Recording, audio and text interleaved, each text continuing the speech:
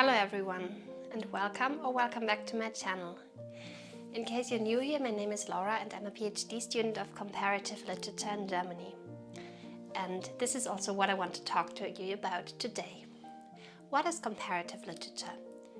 What does it mean to compare literary works from different cultures and nations and languages?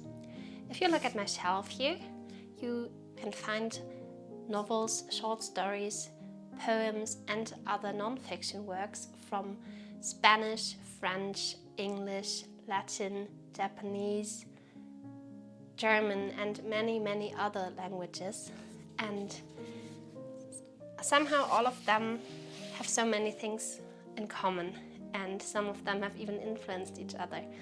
And this is actually what is at the heart of my field of study, comparative literature. And as I've been introducing each of my videos saying that my name is Laura and I'm a PhD student in comparative literature in Germany, I thought I could take this time today to introduce you into this academic field of study, because I think it's one of the greatest fields you could ever study if you're interested in literature and learning languages. So let's delve into it. Come with me and I'll show you a little bit more. So I got myself a coffee and I think we could get started. Cheers! Comparative literature is, as I said, an academic field of study. And as its name already hints at, it is about comparing different literatures from different nations, different cultures, different languages. So you will realize very quickly it transcends the boundaries of any national literature like Germanic literature, French literature, English literature or American literature, whatever you can think of or you could study at a university. So in that way, comparative literature is not a typical philology. So other than the philologies I mentioned, comparative literature takes a broader perspective on literature, and it looks at how global literary movements have emerged and changed over time, how literary forms have emerged and transitioned between cultures, how different literary traditions have transitioned from one culture to another and how they have changed over time, how different forms of text have influenced each other and also have been adapted to other forms of media.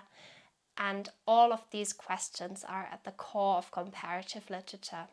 So if you like comparing one thing with another, you're definitely in the right place. So I want to tell you about the different pillars that make up the tower that comparative literature is in the literary studies field. You get an idea of all the different important components of what comparative literature is and is about.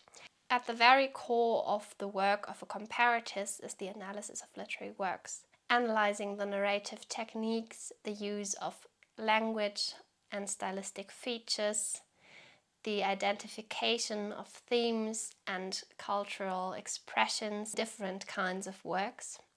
And at the same time, this is also going along with the comparison oftentimes. And the comparison can unfold in many different ways.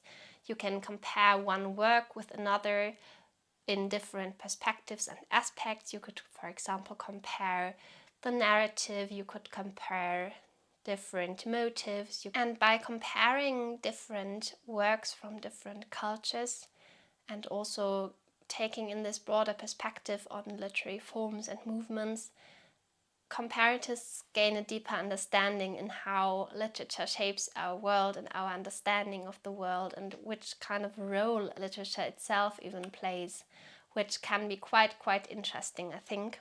So then we have the first pillar, that is the interaction between different literary traditions from different cultures or just different times in history, and how they have emerged and transcended from one place to another and have been influencing each other.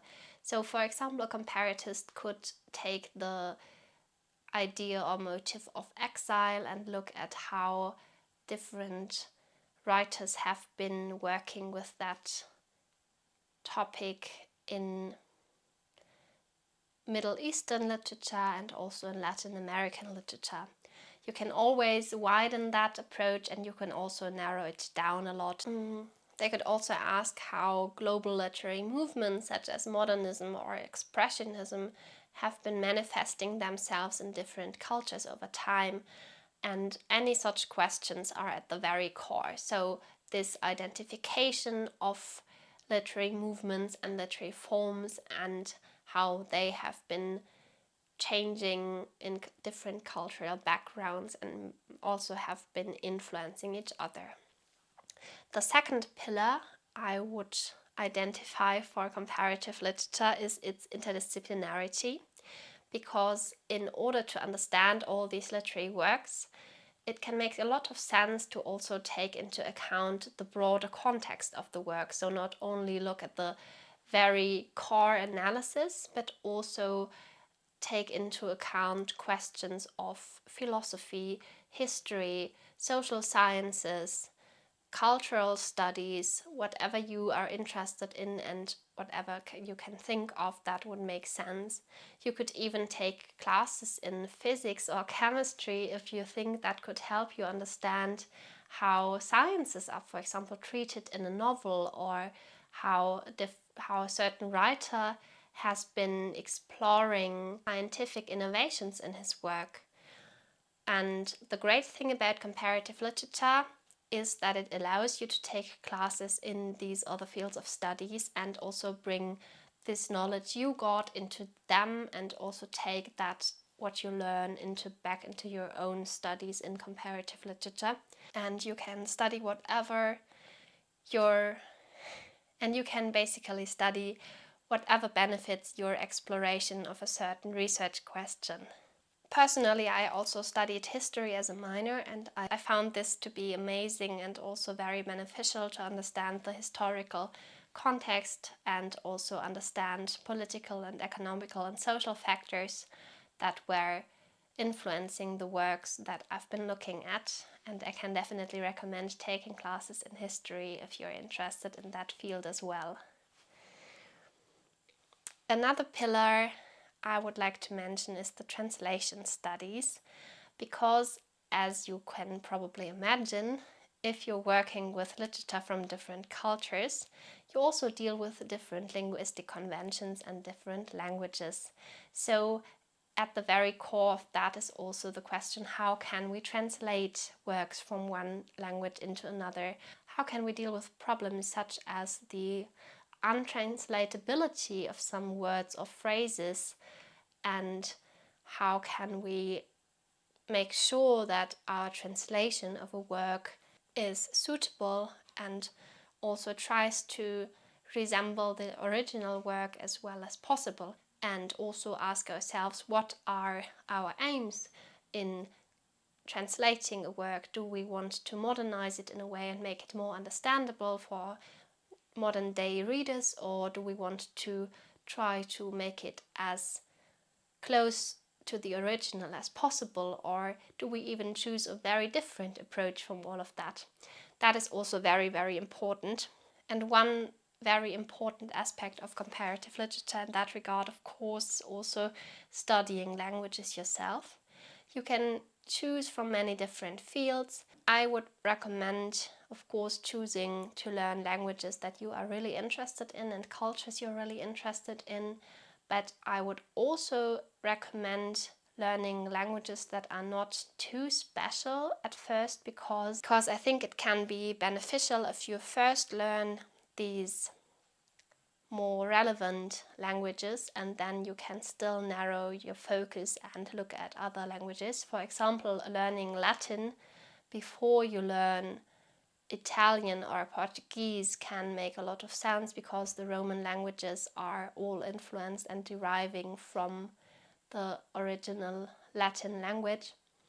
Same could go for learning Chinese before you try to study other languages that involve characters in that way. I've always come across other students in my field that really did not like working with original texts, and I understand that it can be quite exhausting, because you have to learn a language while learning about all these literary traditions and also trying to read. But at the same time, you also get the chance to learn so much about these languages and cultures, and also have the possibility to learn the language while you're also working on your studies, and you engage with texts in a deeper level. And I think you can get deeper and better into a language if you try to not only dip your toes into taking some classes, but also if you just take a book from the shelf, like I've got the Lettres de Marie de France here. It is in French, both Old French and Modern French, and I have to read it. I don't know the Old French, but I will make my way through it, I am sure. And only this way I can learn more. So that's what can make things better. And by reading, you are engaging on a very deep level with the text, and you are remembering words and expressions that are actually used by people, and that makes it a lot easier in the end. Then also a very important aspect or pillar is the genre studies, because the question how different literary forms have been evolving and influencing each other, such as novels, dramas, and poetry, but also other forms such as autobiographies, autofictional writing, travel literature, non-fiction literature in different kinds of ways, and how these different kinds of genres and forms have been emerging and changing over time, how the notion of a short story could change between different nations and cultures, and if you read a short story from one language, it might be completely different than from another, for example. So these questions are at the very core of comparative literature as well. You can also study the development of literary conventions and innovations, because sometimes there emerged new texts but there was no form for them, so just a literary genre emerged over time, and at the first people could not really put that into a category, but later on they found or built a new category for that, and from then onwards people could name this kind of genre that the text could be placed in. And then there's also texts that cannot be placed into one single genre but have to be understood from different angles, and also just be understood within a different kind of framework. And that is so interesting, I think. So if that's something you're interested in, this is also something you can study when studying comparative literature. One important aspect is also thematic and motif studies, if you're interested in that, seeing how different themes or motives such as love, death, war, jealousy, hatred, poverty, whatever you can think of, have been explored in different literary forms and have been employed in different cultural contexts, can also be very, very interesting.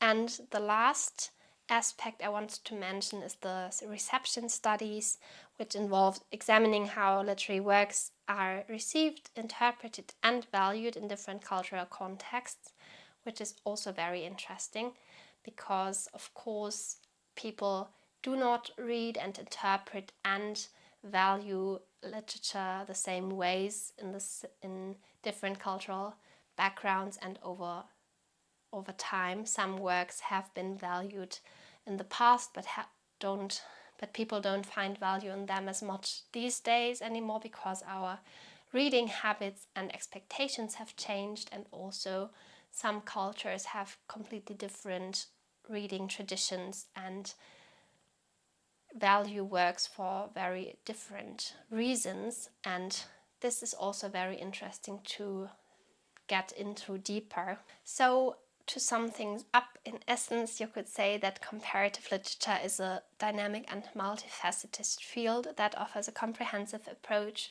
to understanding literature as a global phenomenon. and that involves many different aspects and fields of study that you can incorporate into your own studies. I want to quickly sum up the points why I think studying comparative literature is very beneficial and interesting if you're interested in that. At first, the most obvious one is that you broaden your horizon and your knowledge, and you learn about many different cultures and fields. You can also learn a lot of new languages and gain a deeper understanding of cultures. You can develop very diverse research skills and also take this interdisciplinary approach and learn from other fields of study as well.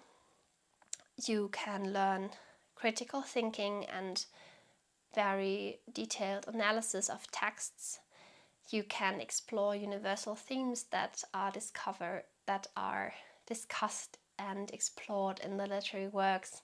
You can also learn about different kinds of media.